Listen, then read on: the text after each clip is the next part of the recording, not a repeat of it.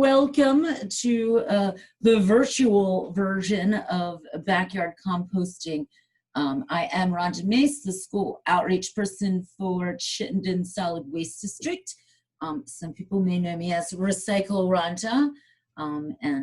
So you are about ready to go on a fun composting journey with me today. A couple of, I guess, housekeeping things. Typically we do this as like a tag team, but it is me rolling solo today. So if you guys could use the Q&A option at should be at the bottom of your screen. You can post your questions or comments, whichever, in that box as we go along. I will try my darndest to answer all of the questions live. But if I don't, oh geez, I think I just got like disconnected and then reconnected. So here I am. Sorry about that. So that might happen. That's technology, as you guys might be well aware, especially living here in Vermont.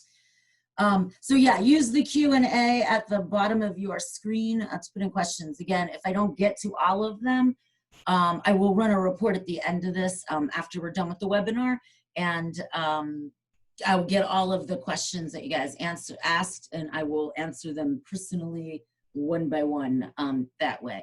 I'm going to try my best to do this, and I will stop in the middle of certain things just to check the Q&A to see if there's any relevant questions. But without further ado, let's kickstart the show with a couple of little slides. So we're just going to go through, a couple of slides to learn the process of composting, basically the who, what, whys, and wheres, whens, hows of composting. And then I'll cut that off. We'll do some Q&A, and then we'll do 3 video segments. And after each one of those video segments, we'll stop and do some questions and answers at that point as well. All right. Let's kickstart this with a little poll that I like to shout out there. So if you guys can answer that, don't be it's okay if you're not doing anything right now as far as composting or keeping food scraps out of the landfill. That is what we're here for, is to learn different methods potentially. Or to learn maybe this isn't for you, the whole composting thing, which that's a possibility too.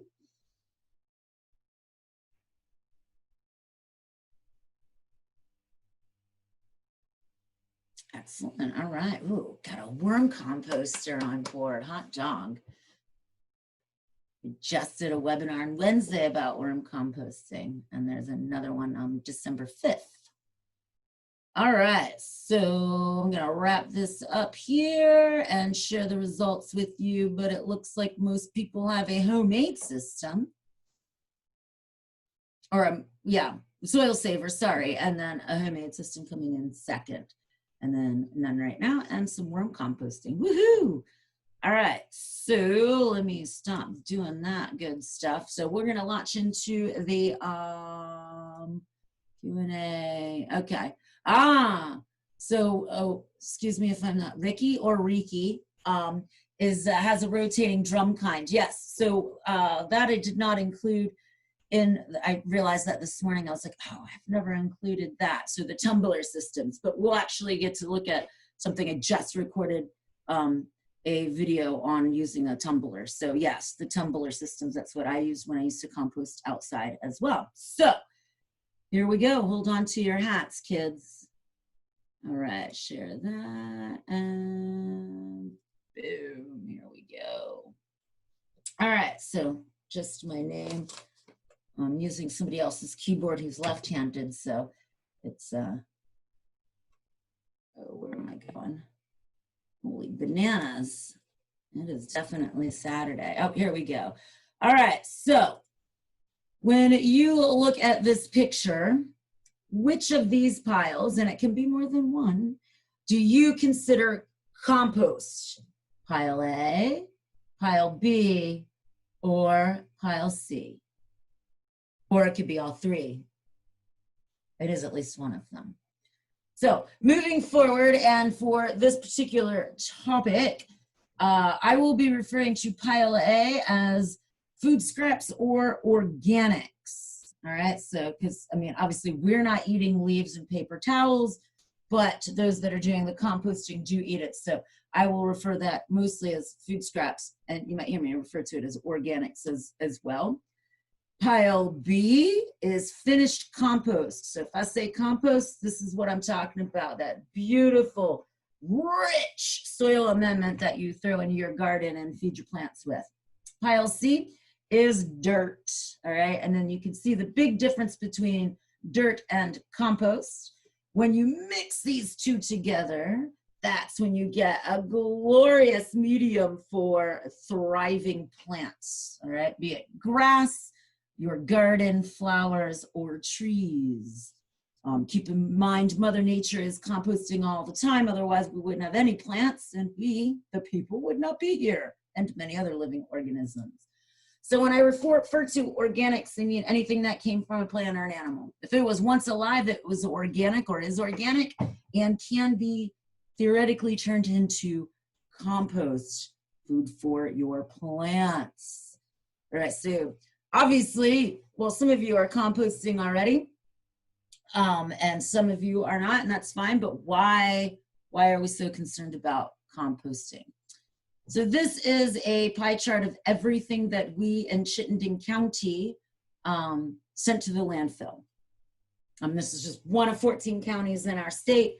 So, and yep, 54% of it was actual trash. It is, you know, that needs to go to the landfills.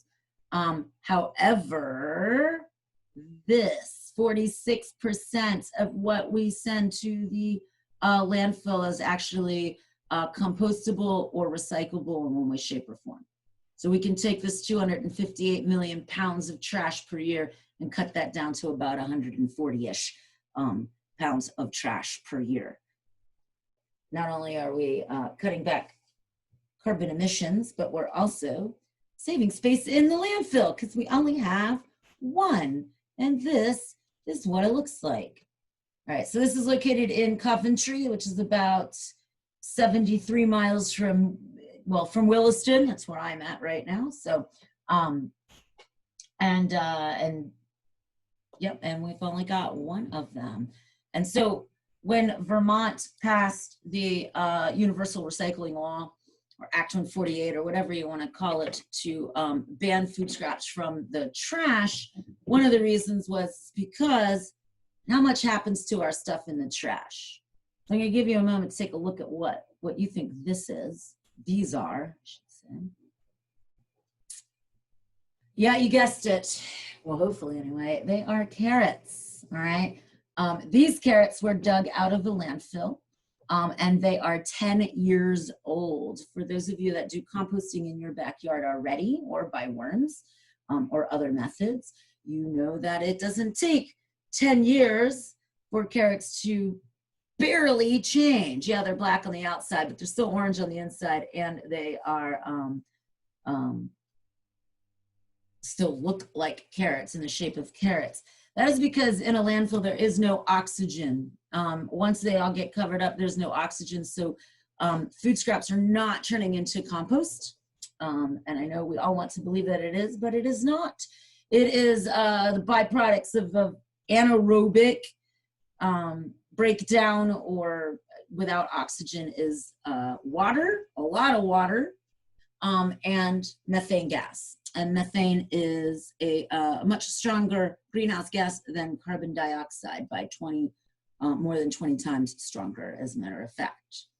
Now, because I am a scientist by training, I was like, to heck with other people's data. I'm gonna do my own experiment. So I took 4 carrots and I put them in a backyard bin. I kept track of them by putting them in a mesh bag. And surprisingly to me, I was not expecting this short turnaround, but in 68 days, those carrots were gone.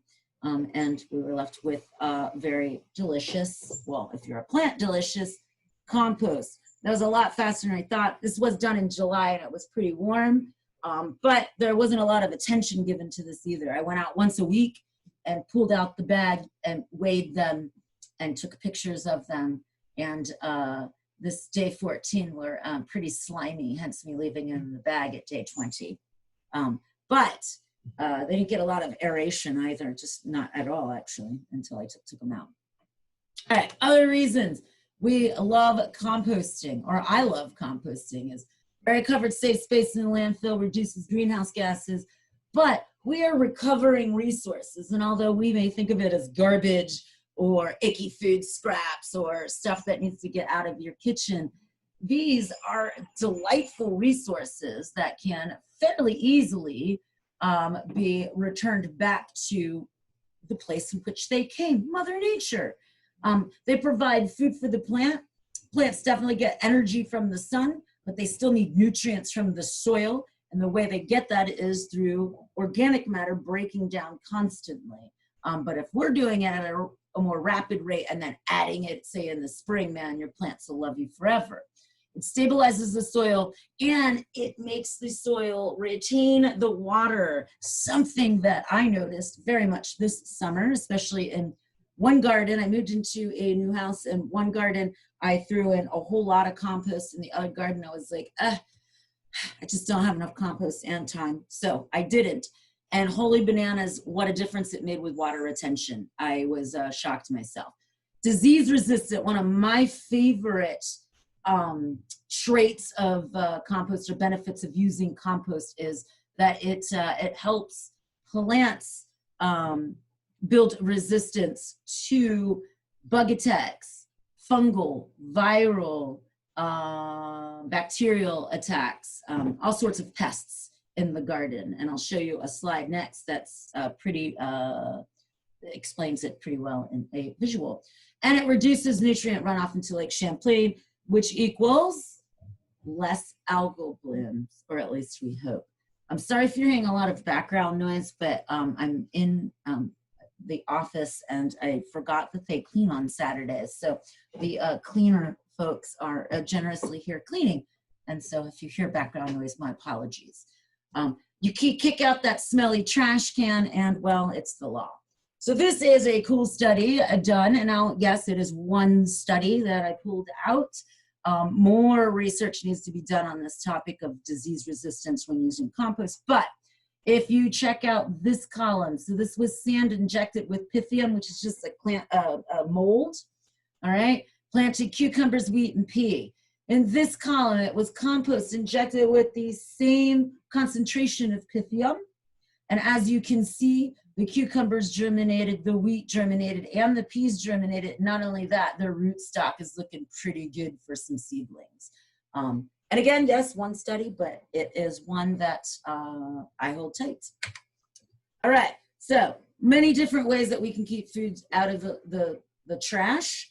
Now, after watching this or participating in this day, you might be like, I'm not doing that compost thing. So there are other options. So today we'll be focusing on the backyard option. There also is digestion. This is a green cone, which we just got word, just got to the United States. So our shipment should hopefully be in by the end of this month or the beginning of December, which is too late to probably install it this year because you need to dig down into the ground and you need to make sure it can drain. So probably too late in the season to install it, but we do sell these bad boys. And digestion, does it make compost?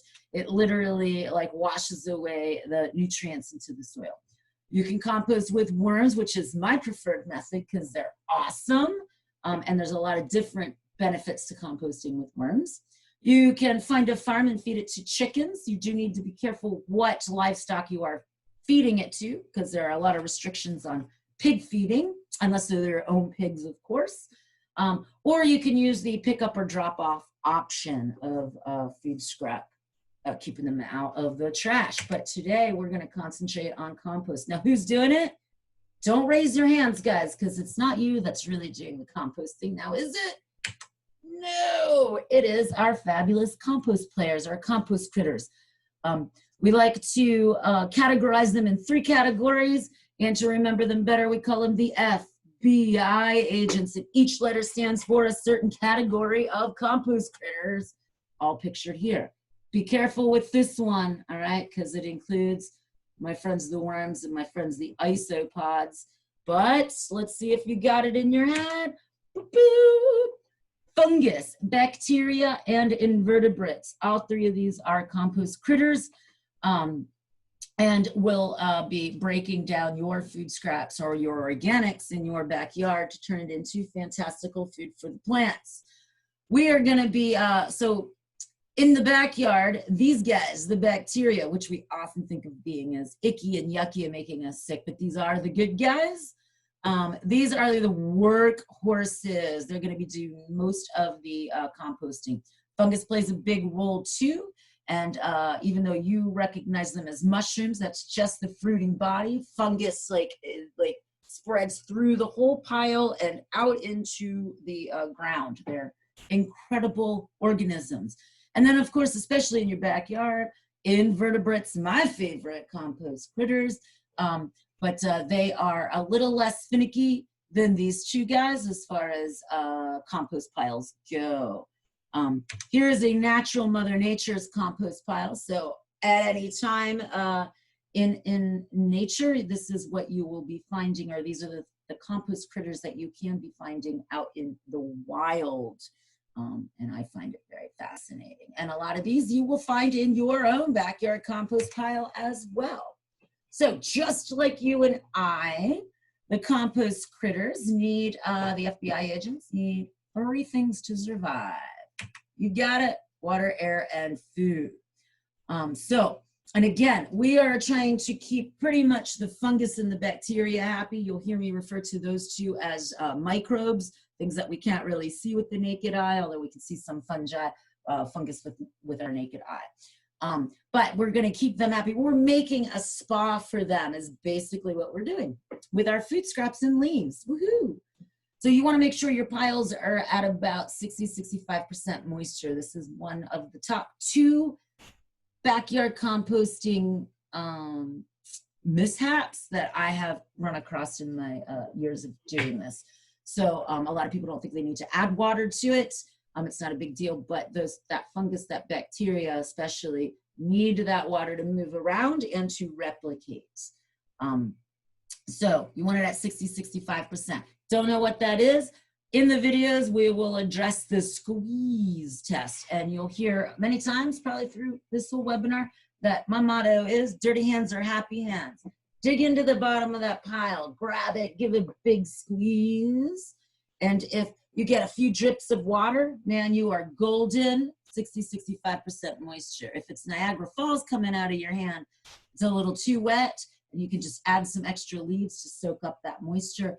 And if you squeeze it and it falls apart, way too dry, your microbes are in there like, I can't breathe, I can't move, please. So there's not going to be a whole lot of action happening unless you keep it nice and moist. Air, you want to do what I call bi-weekly fluff. So once or twice a week, get out there and give a little fluffle duffle do ya to your pile.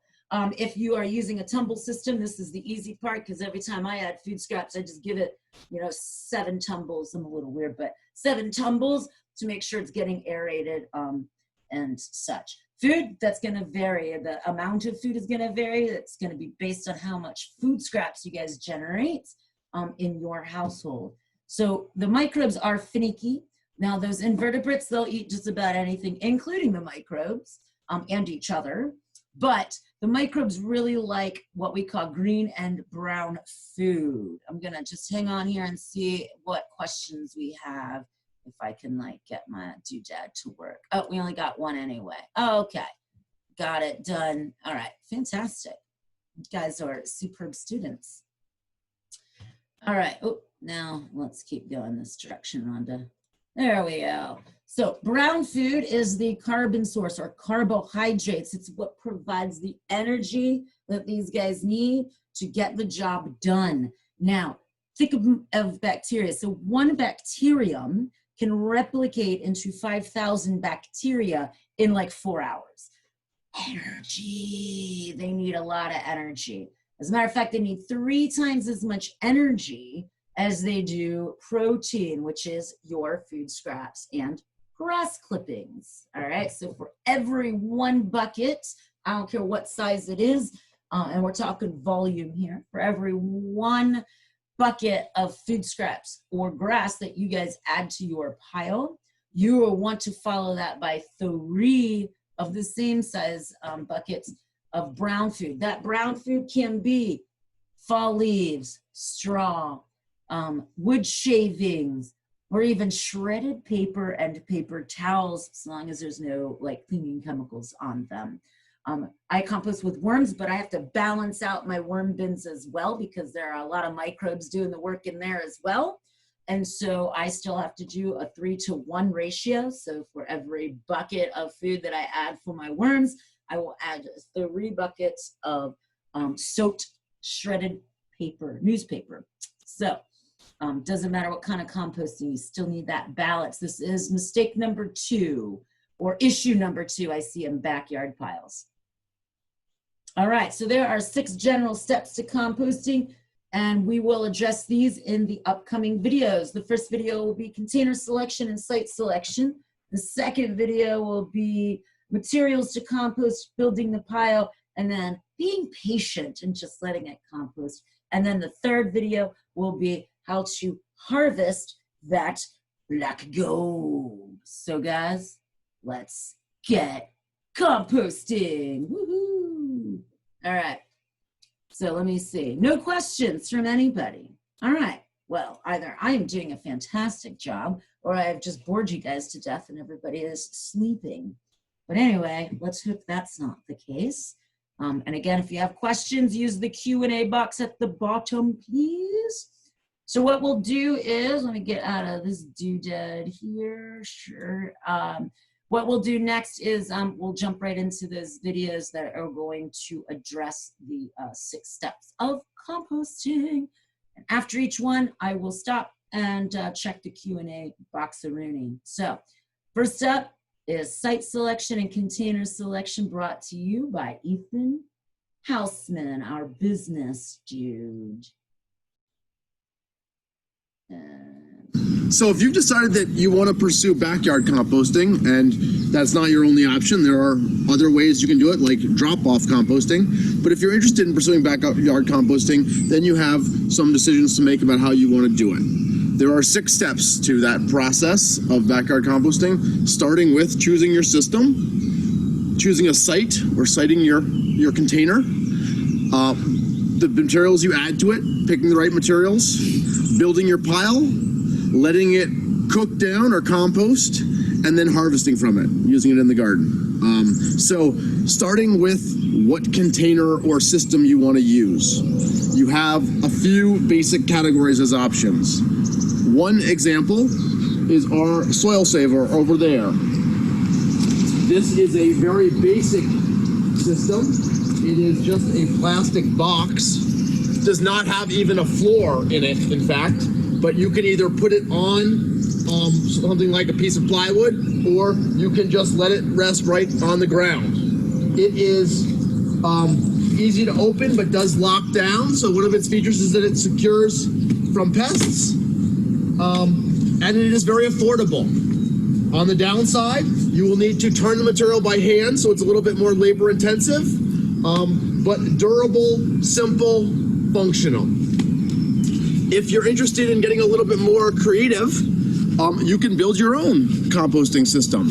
And what we would recommend is a 2 or 3 bin system. And what you see here is an example of a 3 bin system made from pallets. You can also make these from virtually anything, including cinder blocks or hardware cloth, chicken wire type stuff, and stakes. These are obviously harder to secure, but it certainly can be done, as you see here on the bay that we add to. But often the benefit of these is that it's a rotational system, so that you're adding to one bay and you're flipping it into the next bay when it's ready. The next option you would have would be some sort of a tumbler system. And a tumbler system is different than a soil saver in that it is not directly on the ground. So critters from the ground can't get directly into it, but you do not need to turn it by hand. You just need to crank it, and it does the work of adding the air and giving the critters what they need in terms of mixing the material. Finally, you have a system like what we have up here called a green cone, and that is a digester, not a composter. And there are some fundamental differences we'll get into more, but it impacts the kind of materials you can use in it, and it has a lot of implications for siting. So we'll talk about the mostly limitations around under what circumstances in terms of available siting you can use a green cone. And in fact, we might as well jump into that now, since siting is topic number 2 in planning your backyard composting. So, what you need for a green cone is well-draining soil. So it really needs to be sandy or gravelly, and you can create that yourself if you're willing to do the extra work. Otherwise, you just need to have that in the area that you choose to dig your hole for it. It also really needs direct sunlight. It needs to be aided with the heat provided by being in the sun. And so if you only can find a shady spot, that is not going to be a good fit for you, and we'd recommend a composter instead. As far as siting a composter, you are going to want to think about how to secure it. You're going to want to think about proximity and convenience. The closer to be more convenient for you, especially in the winter, if you're going to have to shovel your way out there. But also keep in mind that there will be some extra fly activity around it, so you're not going to want it right up against your house. It also can attract some critters, although if you do it well, that's less of a concern, particularly if you make it inaccessible, like as the Soil Saver does with the clamp down lids. Always good if you can get it some extra solar by putting it in the sun as well. One more oft overlooked consideration when it comes to siting your compost container or even your digester, your green cone, is tree roots. There really is a concentration of nutrients that will be emanating from your composter. And unless your composter is off the ground or you have set on something, tree roots will have access to those nutrients and they will seek them out. They will actually grow from the ground, your composter, and add root mass, especially if you're not turning it regularly. So we would suggest not siting your compost bins exactly where you see these, next to the woods. Avoid trees and shrubs when siting. All right, there you go. That's site selection and container selection from Ethan. We did have one question from Steve. Is there any reason to add plain dirt to the container? I always kickstart my compost, even with my worms, with a little shovel full of soil, because guess who lives in that soil? Our compost friends, so the microbes. And 1 teaspoon, guys, a teaspoon of soil can contain upwards of billions and billions of bacteria. So yeah, it's not going to hurt it. Do you have to fill it up or anything? No, just a little spadeful, a little shovelful, just to kind of kickstart it. And depending on your bin type, if it's a tumbler, I would definitely recommend you be adding a shovelful or a spadeful of soil to kickstart that. Once the process starts going, you're fine, because they're gonna replicate to that environment, to take care of everything in there, I should say, and continue to replicate. So that's not a problem, but to kickstart it. If it's on the ground like that Soil Saver or a 3-bin system, open system, not as necessary, because those microbes will come right out of the soil and find the food to feed upon. But never hurts to add a little bit. There are starters out there, inoculants or compost inoculants or something like that. Somebody told me they bought like a little jar for like $17.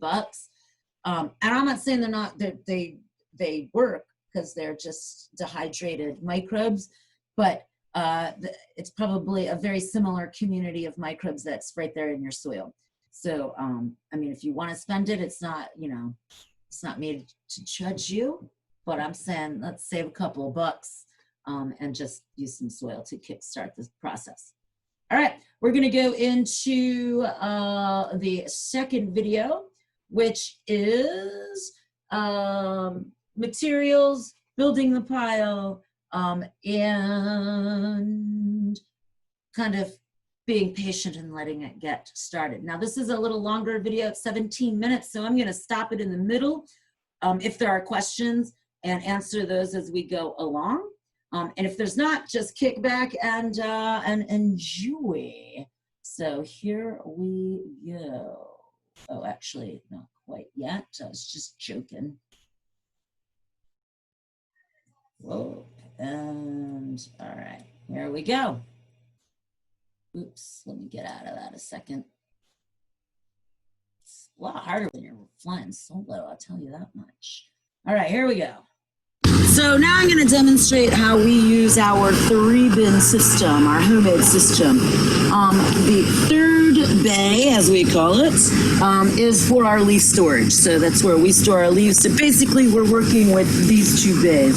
We've cleared this one out, sieved out all of the compost, and now what we're going to do is this one's been sitting for a while. We've been filling this one up. Honestly, I mean, you would probably want to, or you want to fill it all the way to the top. It's just for demonstration reasons, we're gonna flip it halfway through. So we've got about a half a bay full. What I'm gonna do is I'm gonna flip it over into the second bay, let that cook for another year, and then next spring, check on it, see where it's at in the composting process. Hopefully we'll sift out some of the compost. Whatever the chunkies are left over, we'll put back into the system, and we'll just use. Uh-oh. Got a little hiccup there, sorry. Let me see if I can't keep this going. Oh no. Well, I don't know what you're asking me to move away from here. All right, so it looks like we might have run into a little snafu. Close the program is fine. Hang on. I'm going to try to get this back and see what we can do. All right. My apologies for that. And I don't typically do this from home because my internet isn't the greatest at home. All right. Hold that thought, Rhonda. Let me zoom this forward. Can never anticipate what's going to happen. All right, let's try this again.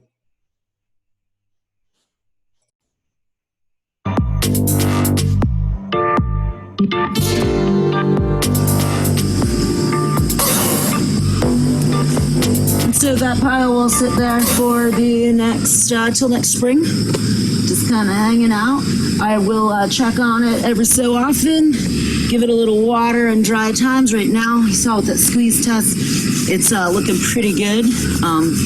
So right now it's looking fine, but I will check on that probably weekly or every other week until, you know, winter hits. Adding water where needed and giving it a fluffle-duffle-do-ya every once in a while to circulate and mix everything together. But that is flipping the pile. And now this bay is ready to start all over again with that layering of food scraps and leaves or whatever you're using for brown food. Ta-da! All right, so you've got the kind of compost system you want or digester. We've got our site selection. So the next thing to choose is, or the next thing to address, I should say, is what kind of stuff can you compost? Well, anything that comes from a plant or an animal technically can be composted. Mother Nature is composting all the time. And that compost, the finished compost, is what's going to feed your garden or your lawn or the trees in the woods behind me, right? Compost is, humus is the technical term for compost, right? That's what Mother Nature creates. And we, because we're impatient, like to speed things up, and because typically we tend to be a bit wasteful, we have a lot more things to compost than, say, Mother Nature does. All right, so what kind of things? Food scraps, all right? And we're talking backyard system right now. And so in your backyard system, when you're composting, we recommend that you don't compost meat, bones, and dairy, right? And that's not because they won't compost down. It's just because critters being like raccoons and skunks and even the crows, tend to hone in on those smells and visuals. So you don't really want them in it. I mean, if you don't mind, go ahead. I'll be honest, I have always composted all of my food scraps when I've composted outside. So except for raw meats and fish, I don't do that. But anything cooked, I just throw in there. So that's your choice. All right. When you're in the house, you can collect your food scraps with just about anything. Now, yes, can you get a fancy composter or food scrap collector like this one? Sure you can. And it comes with this cool little charcoal filter that kind of keeps the smell down, right? I've had this for probably about 20 years, so this one's gonna stay with me.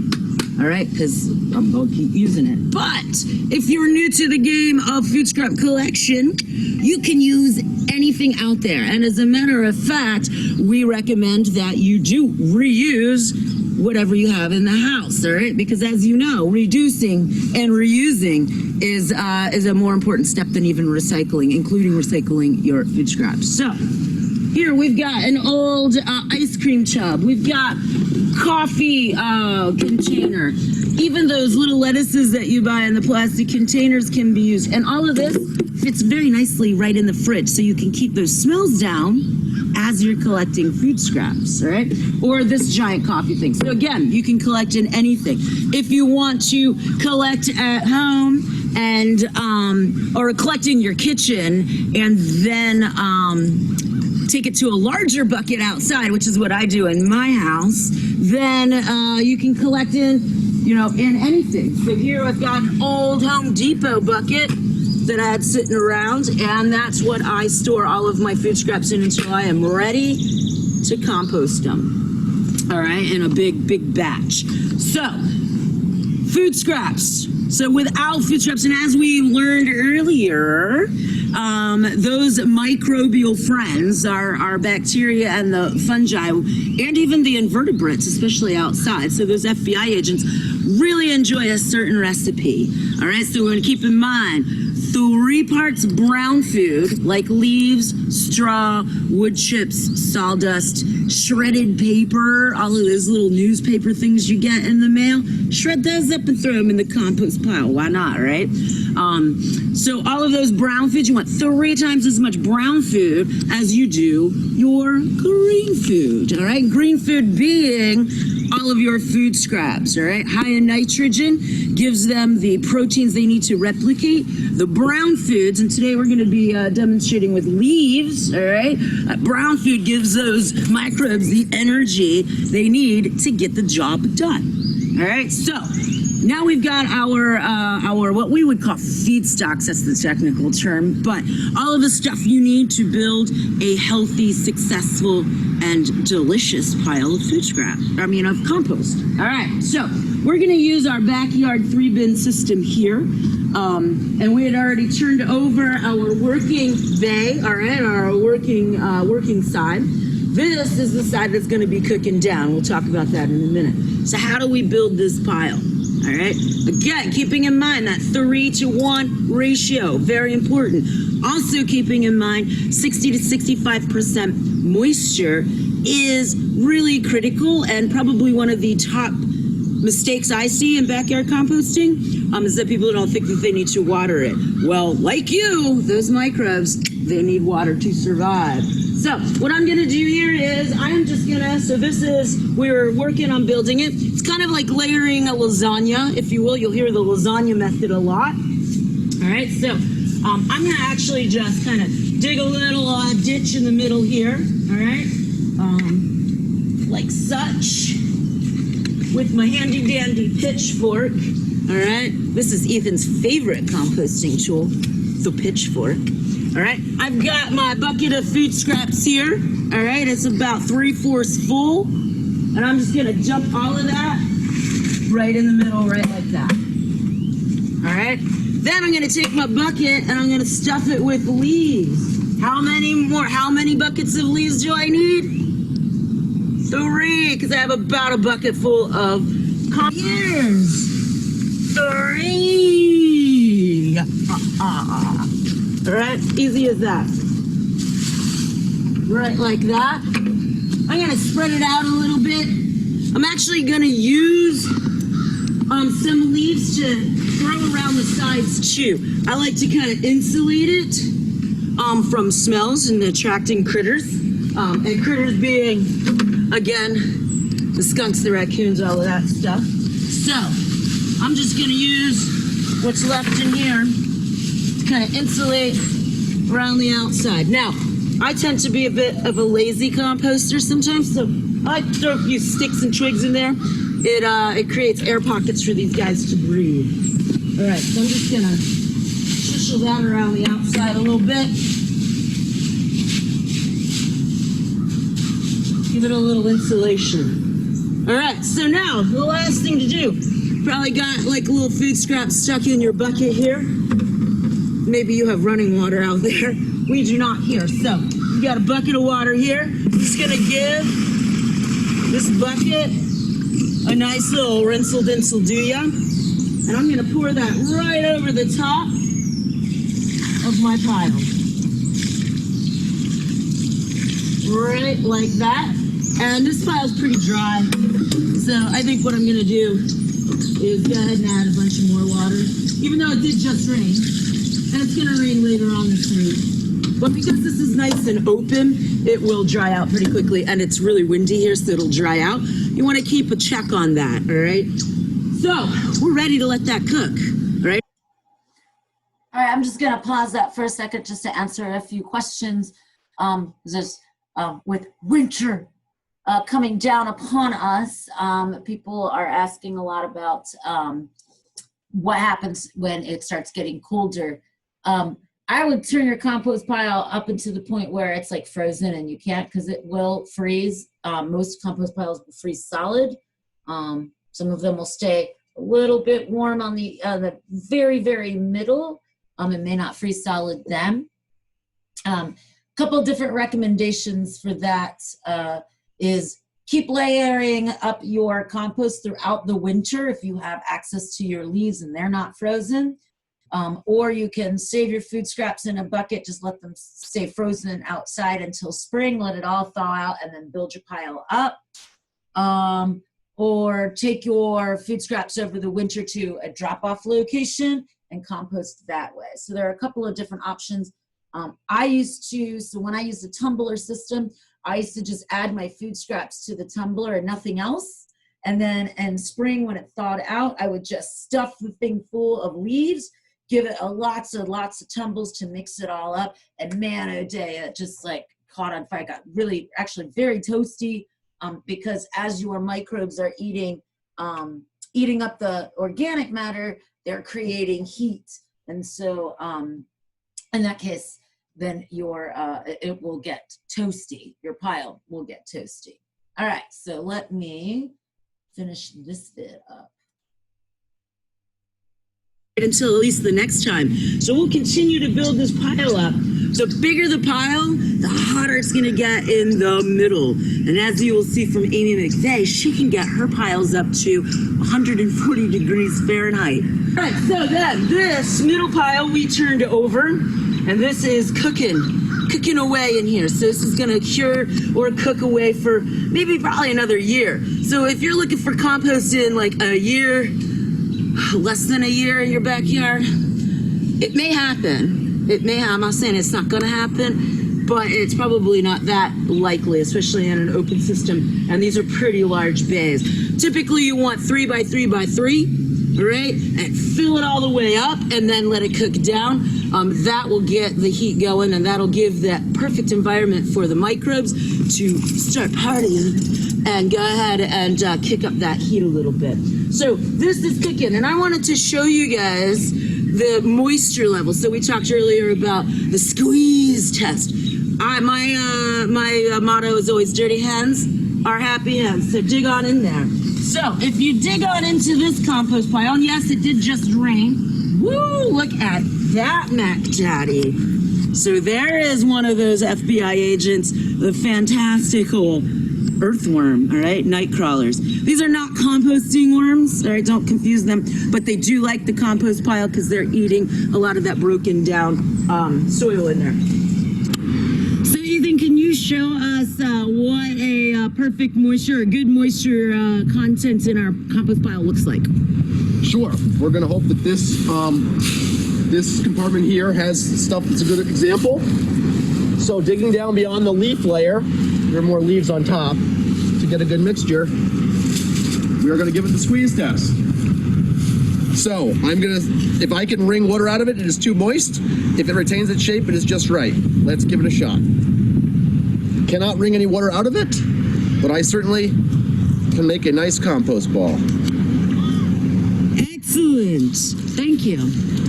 So the soil saver, much like the homemade 3-bin system that we just learned about, pretty much, I mean, you're going to do the same thing. Only thing is, this thing is nice and locked down, so you just want to twist the locks off. All right. Looks very similar on the inside. And it's a little dry, all right, because the soil saver does not come with these holes drilled. All right, I drilled those because we thought like it would help put rain in there. But you could always just like, if on a rainy day, just leave the lid cockeyed like that and let the natural rain come in. So you're gonna build the pile up just like you did with the 3-bin system. So I'm gonna get in here. I'm gonna just make a little hole. All right, kind of just helps a little. Ooh, it's chilly in there. So this is my compost from home, and I'm just gonna, it's not very much, just gonna put it in there.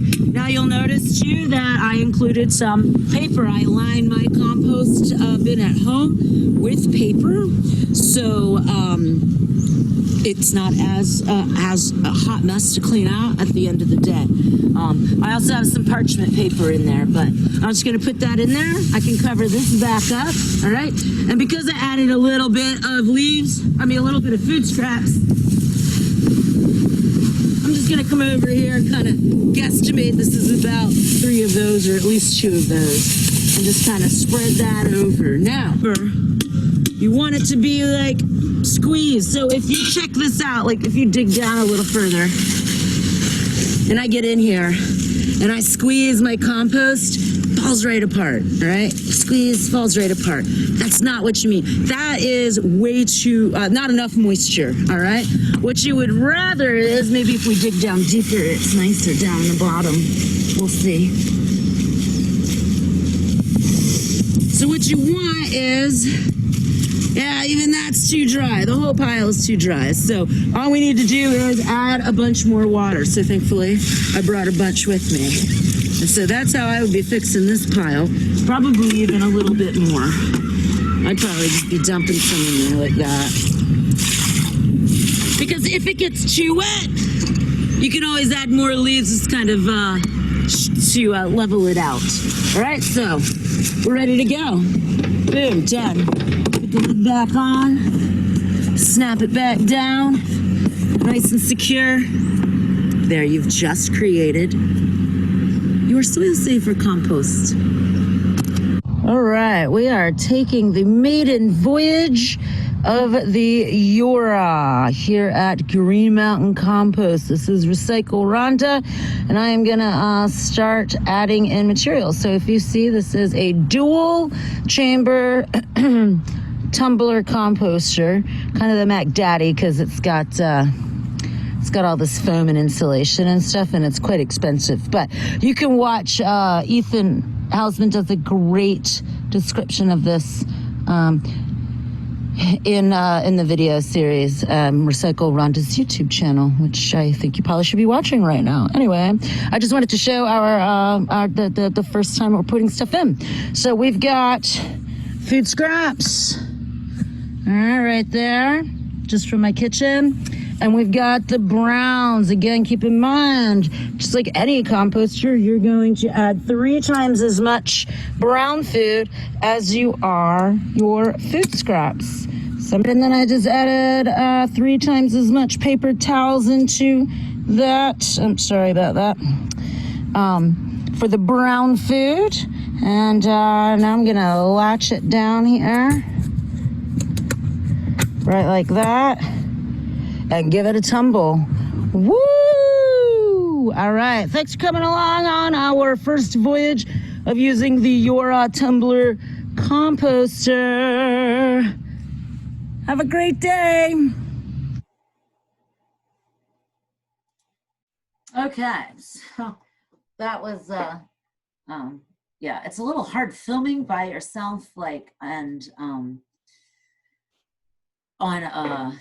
with an iPhone and trying to add stuff into the compost bin. But all right, so we have a few questions and some really good ones, actually, some really good questions. So Trisha asked, my husband uses weed killer or uses weed killer on the lawn. Is it okay to put the leaves that fall on that grass? Yes, that's fine. The weed killer is really getting taken up by the roots of the weeds and will not, it should not affect your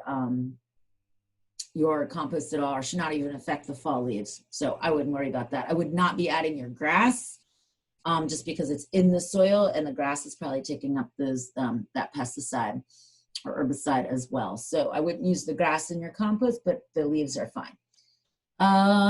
Steve, he has a soil saver. How often should I fluff it in the spring, summer, and fall? Doesn't this dissipate the heat, and is that okay? Good question.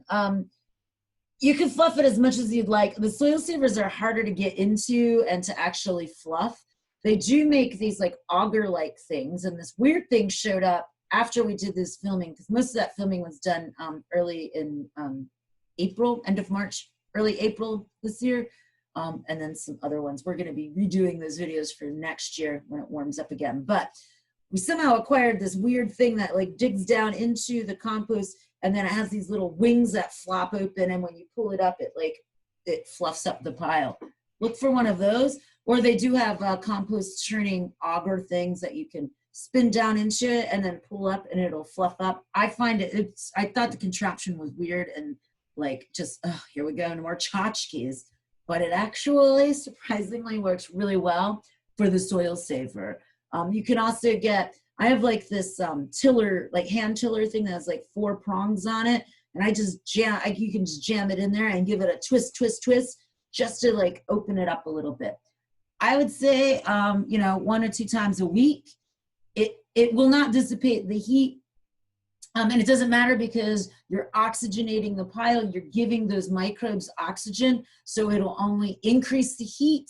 You might dissipate a little bit at that very moment in time, but I bet you can come back the next day and that pile is probably going to be hotter than it was the day before. So good questions.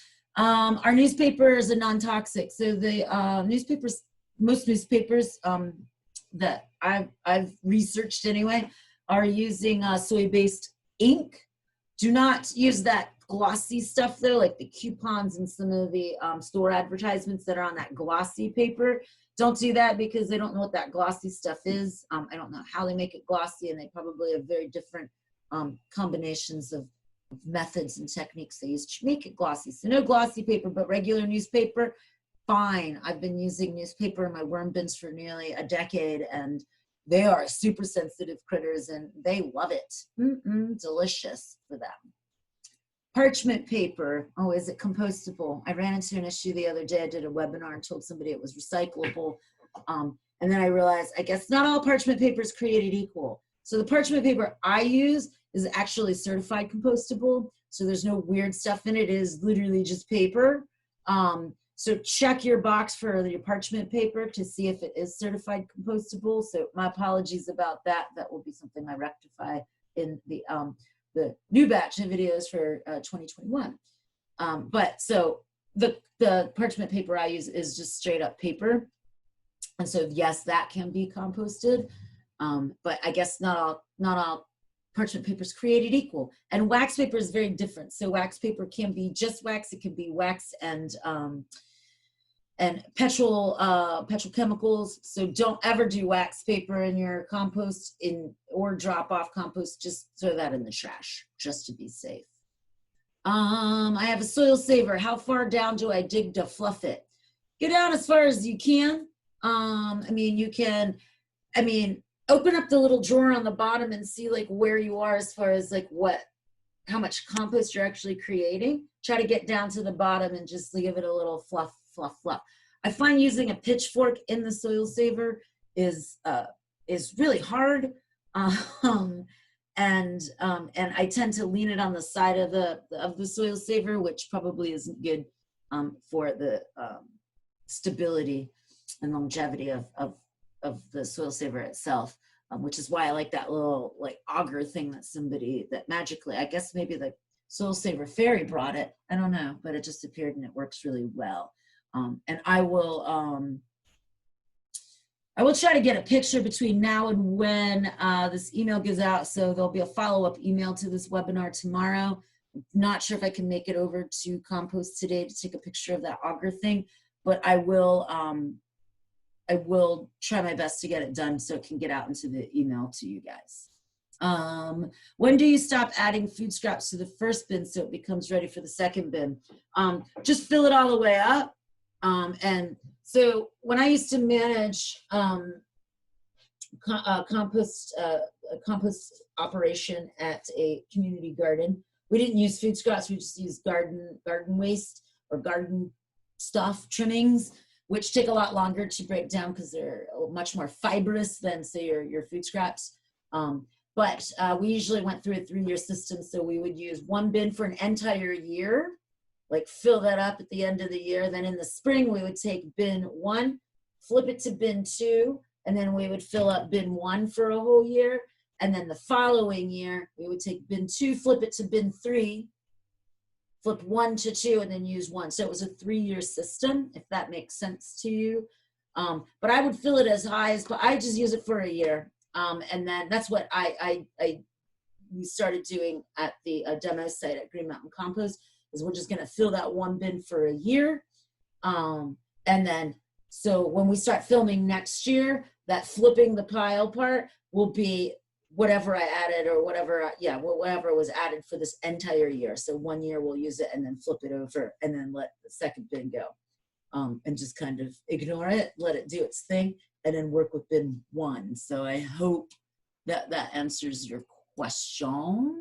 And Ricky, sorry, I'm just trying my best to be cognizant of your name. My tumbler is black and different. I have been lining my kitchen bin with the green recycling plastic. I'm now assuming that's not okay. I also have lots of flies that come out when I open it, and I have never used leaves. I have a family of 5 and a lot of compost. All right. So yeah, if you're talking about the bio bags, like the compostable bags that are certified compostable, I would not use those in your backyard system. They're not going to break down. Your bin does not get hot enough to break the bonds of that plant plastic that they're made out of. So use a paper bag. That will be just as easy.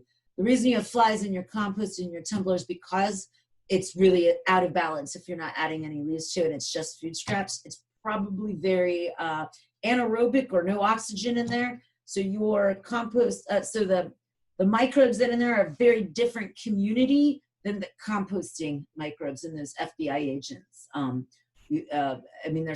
They're still degrading the food scraps and breaking them down. They're just not making compost.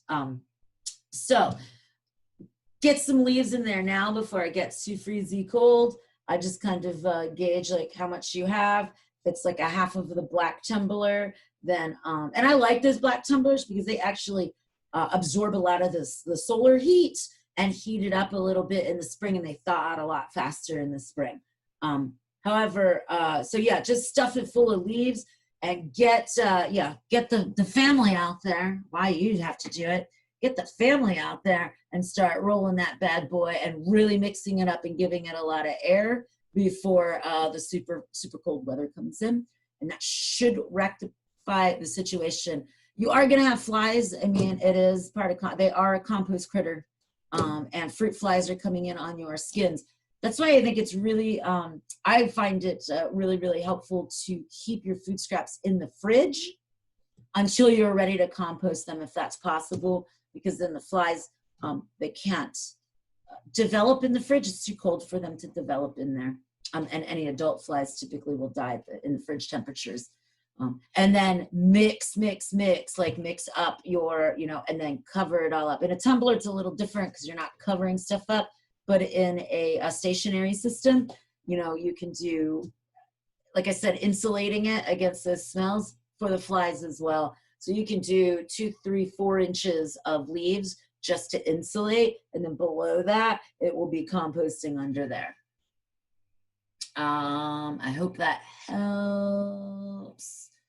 And it's not like the bioplastic, like the compostable bags, those green compostable bags are going to be, they're not bad for your system. They're just not going to break down. They really need 160 plus degrees Fahrenheit to really, really break down back into soil. Or a compost, sorry. All right, that's all those questions. So we've got one more video of, let me go to my library here. And this is just harvesting. This is a quick video of, I think, whopping 3 minutes and 35 seconds. So let's get that rolling here. And then take any other questions afterwards. So kick it back and enjoy a little harvesting. Now that you've let your pile cook down, and again, it might take like a year or so, maybe 2 years, depending on how hands-on you are, or how happy your microbes are. So now it is time to harvest. So we actually sieve out our compost so that we can throw the chunky monkeys back in to continue composting, or the leaves that are covering up the pile. Now this pile hasn't been cooking very long, so we're probably gonna have a lot of chunky monkeys in there and definitely a lot of leaves. So don't base it upon this. This is just kind of a new pile. So I think this is started in probably like October of last year. So obviously not composting much over the winter. So we have made a sieve out of old 2x4s and some hardware cloth. You can do it however you want.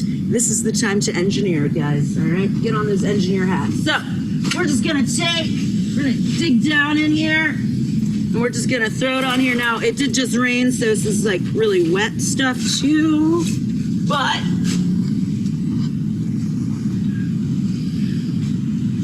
and as Ethan said, sighting it along a tree line is not the wisest thing, and that's just because I just dug into a bunch of roots as well, because they're just coming up and eating it. So you can just move this all over the place like this. The bits of finished compost will fall into your wheelbarrow, or I use a tarp actually at my own house, because I actually compost with worms, so it's a little different.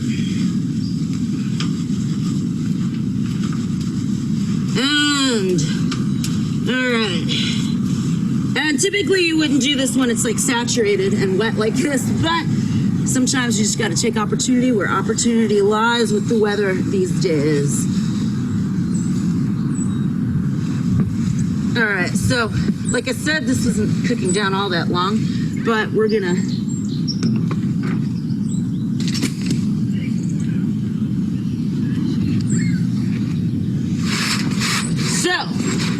we didn't get much out of there,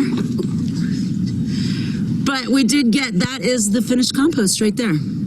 All right, and I can see some things moving around in there. Oh, there's a little spider, so don't be afraid. It's all fine. They're all compost critters, all right? They're all our friends.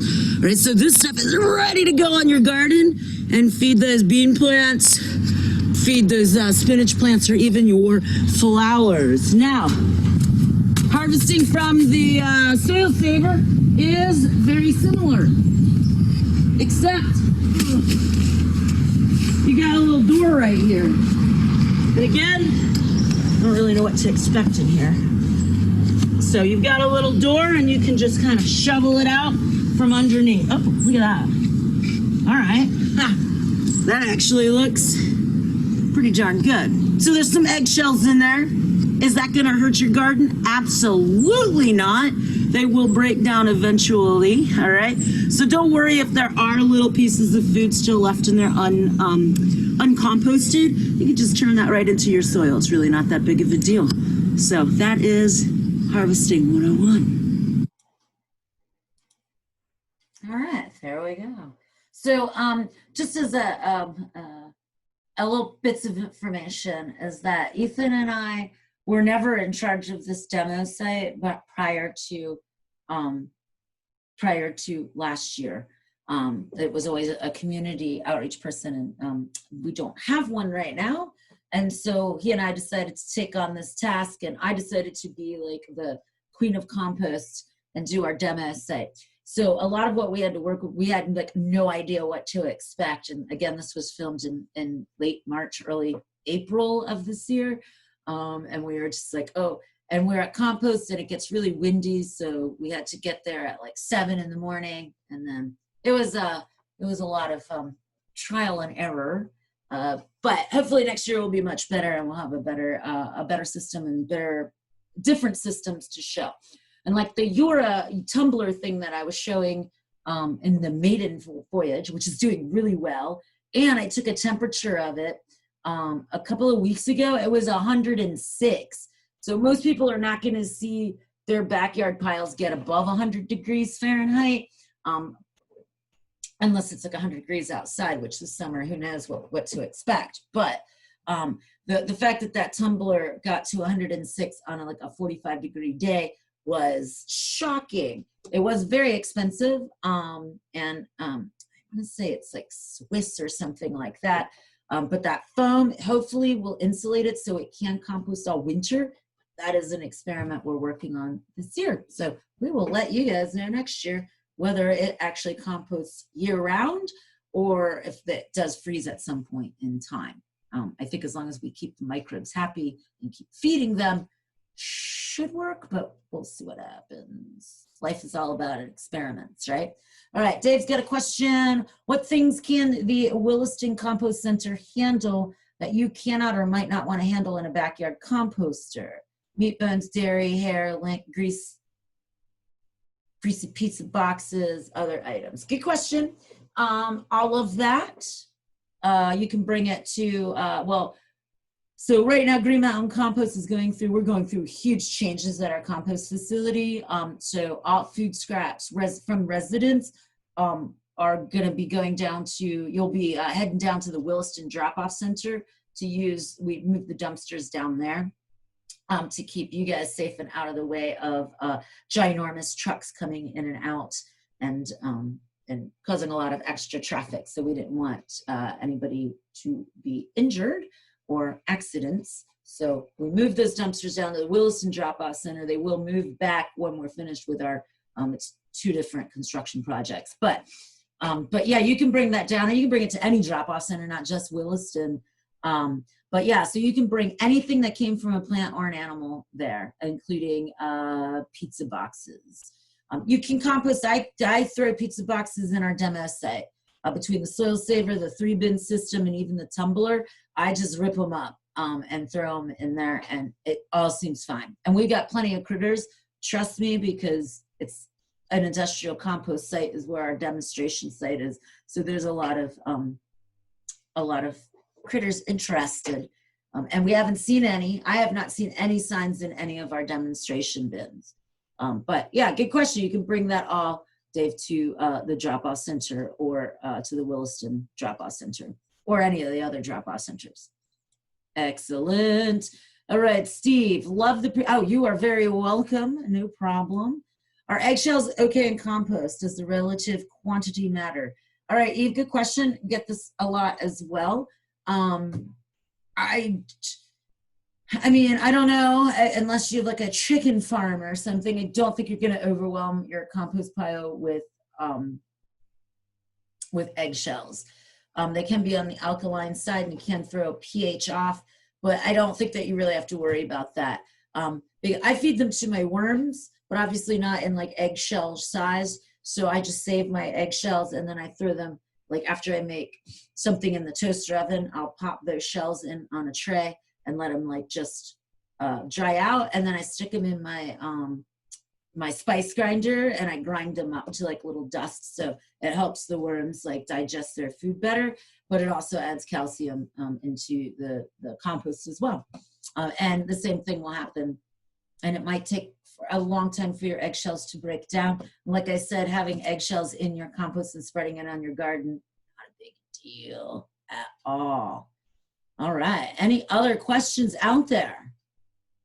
Well, thank you all very much for joining me on this fabulous Saturday morning.